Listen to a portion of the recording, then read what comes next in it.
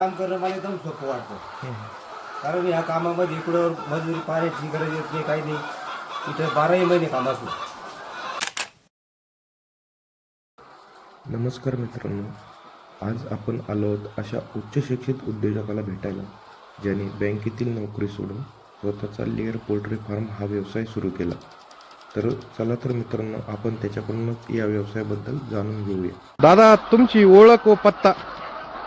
माझे नाव राजेंद्र निर्मळ, राहणार पिंपरी निर्मळ, तालुका राहता, जिल्हा अहिल्यानगर. माझे शिक्षण मेकॅनिकल इंजिनिअरिंग झालेले आहे.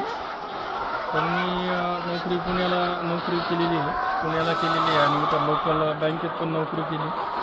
पण माझं पहिल्यापासून एक टार्गेट होतं, तर मला व्यवसाय करायचा आहे म्हणून मी तो जॉब सोडून आता फुल टाईम व्यवसाय करतो. दादा, आपण सुरुवात कधी केली व किती पक्षांपासून केली?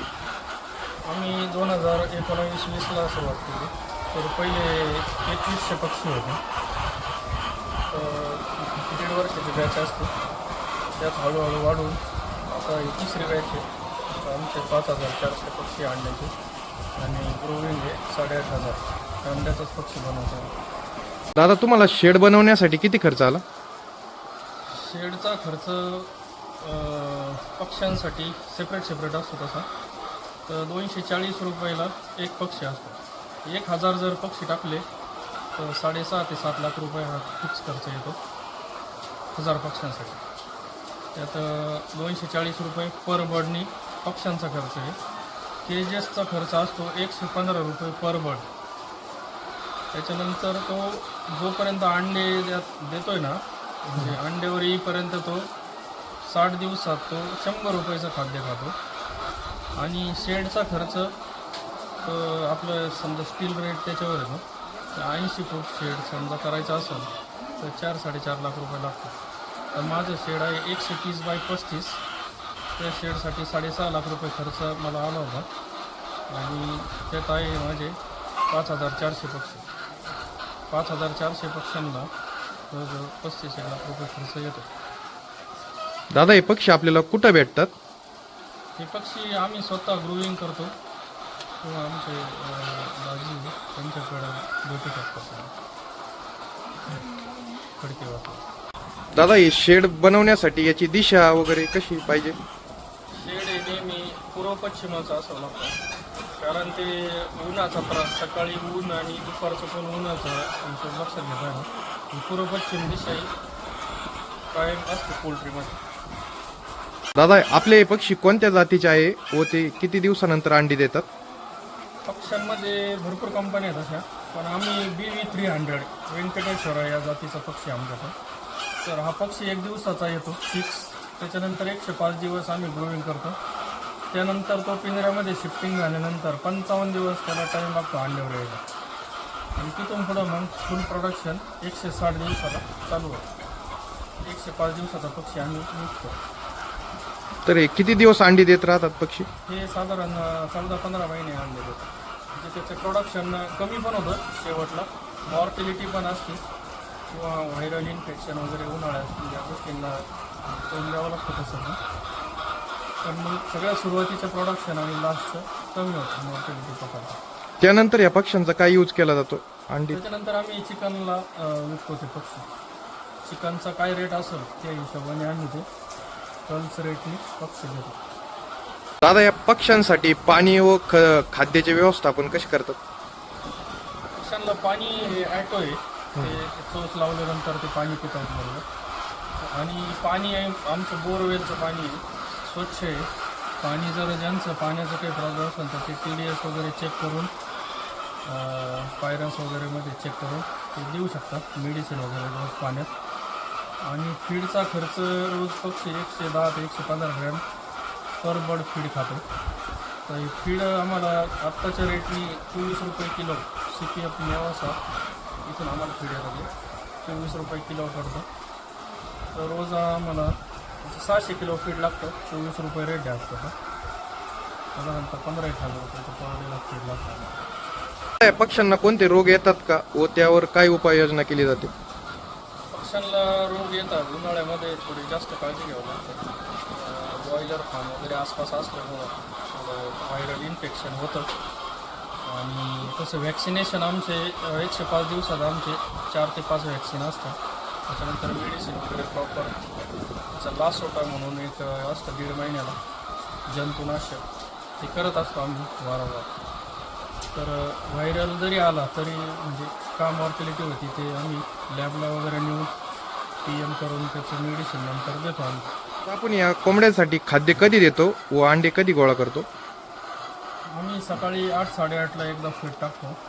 त्यानंतर 11-12च्या दरम्यान अंडे गोळा करणे 1-2 वाजेपर्यंत आणि परत 4 वाजता फीडचा टायमिंग असतो. सकाळ संध्याकाळ 2 वेळा फीड टाकावं.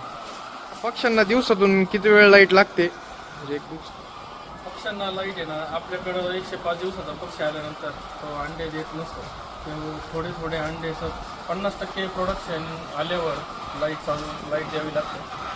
ते लाईट 5-5:30ला चालू करायची संध्याकाळी. हां, आणि फुल प्रोडक्शन आल्यावर 9:30 पर्यंत लाईट होतात. 5:30 ते 9:30. बाकी इतर वेळेस लाईटची आवश्यकता नसते. आता तर यामधून आपल्याला खर्च व नफा किती? खर्चाचा विचार केला जातो तर म्हणजे शेड उभा करायला 6.5 ते 7 लाख रुपये 1000 पक्ष्यांसाठी खर्च येतो.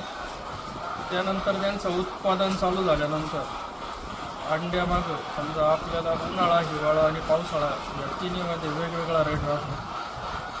तर आत्ताचा विचार केला तर थंडीमध्ये रेट चांगला आहे. आत्ता समजा 7 रुपयावर रेट गेलेला आहे. तर आत्ताचं हिशोबाने आम्हाला समजा 1.5-2 रुपये शिल्लक राहतो. एका अंड्यामागं आम्हाला 3.5 रुपये कॉस्ट येते. बाकीचा नफा आपल्याला शिल्लक राहतो. उन्हाळ्यात हाच रेट डाऊन होतो तर ते आम्हाला 60-70 पैशामध्ये पण शिल्लक राहणार आम्हाला. जसा रेट चेंज होईल त्या हिशोबाने ते नफा असतो. हा व्यवसाय सुरू करताना तुम्हाला कोणकोणत्या अडचणी आल्यात? अडचणी सुरू करताना पहिले आर्थिकच आल्या, पण मग ते आर्थिकमध्ये थोडी ॲडजस्टमेंट करून सुरुवातीला आम्ही 2160 पक्षी केले होते. पहिल्या बॅचला आम्हाला RDचा थोडा व्हायरल इन्फेक्शन झाल्यामुळं पहिल्या बॅचला थोडी तकलीफ झालीच आहे. त्यानंतर थोडं आम्ही सुधारणा करून वगैरे माहिती वगैरे घेऊन नंतर बॅचला उन्हाळ्यात थोडी काळजी घ्यावी लागते. पण ठीक आहे, थोडं प्रॉब्लेमला तोंड देत आता चाललं आहे व्यवस्थित. थोडं लेअर पोल्ट्री फार्मसाठी आपल्याला काही अनुदान किंवा कर्ज मिळते का? हो, कर्ज भेटतं. आपली जी गावात बँक आहे त्याच्याशी आपण संवाद करून त्यांच्याशी बोलून आपल्याला एक अण्णासाहेब पाटील म्हणून एक योजना आहे. त्यातून आपल्याला व्याज परतावा राहतो, त्याचा व्याज मागं भेटतं आपल्याला. तर तुम्ही ते एक लोन करू शकता. किंवा एक CMEGP म्हणून आहे, तिथं पण सबसिडी 25% जेंट्सच्या नावावर आणि महिलांच्या नावावर 35% सबसिडी. तर ते पण एक करू शकता. या पोल्ट्रीसाठी तुम्हाला कोणाची मदत वगैरे काम करणं? तर आमच्याकडे टाका आहे, तर ते खाद्य टाकायचं, अंडे वगैरे गोळा करायचं काम करतात. आणि आपण महिन्याला पेमेंट घेतो. तर ते करतात प्रामाणिकपणे एकदम. कधी घरी असलं तरी ते त्यांच्या भरोश्यावर मी जातो नाही का. काका, तुम्हाला हे काम करून कसं वाटतं? हे काम करणं मला एकदम सोपं वाटतं. कारण ह्या कामामध्ये इकडं मजुरी पाण्याची गरज येत नाही, काही नाही. इथं 12ही महिने काम असतो. पाणी असू, पाऊस असू, हात द्यायत काही त्रास नाही. दादा, तुम्ही नवतरुण मुलांना या व्यवसायाबद्दल का सांगताल किंवा याकडे का वळावं? नोकरी ही थोडक्यात एक गुलामीसारखी नाही का. आपण तिथं बांधून असतो, तसं इथं आपला व्यवसाय जर असेल ना तर आपण स्वतः मालक आहे त्याचे. आणि आपण वाटलं तर आपल्याला कुठं जायचं बाहेर, हे आपल्यावर बंधन नाही कोणाचं. आणि एक आत्ताच्या काळात व्यवसाय हा चांगलाच आहे नोकरीपेक्षा. परवडणे किंवा बाहेर पुणे मुंबईसारख्या ठिकाणी नोकरी करण्यापेक्षा मग परवडत नाही आत्ताच्या पेमेंटचा विचार केला ना. तर आपला व्यवसाय कधी पण चांगला आणि आपण स्वतः मालक असतो नाही का. हेच सांगायचं आणि केलं पाहिजे. आत्ताच्या प्रत्येक तरुणाने काहीतरी उद्योगधंदा, जोडधंदा, हा नोकरी पण करत असेल तरी हा जोडधंदा हा केला पाहिजे नाही का. दादा, तुम्ही ही माहिती दिली त्याबद्दल तुमचे खूप खूप धन्यवाद. तर मित्रांनो, तुम्हाला ही माहिती कशी वाटली हे कमेंटमध्ये नक्की सांगा आणि व्हिडिओला लाईक करा आणि चॅनलला सबस्क्राईब करा. धन्यवाद.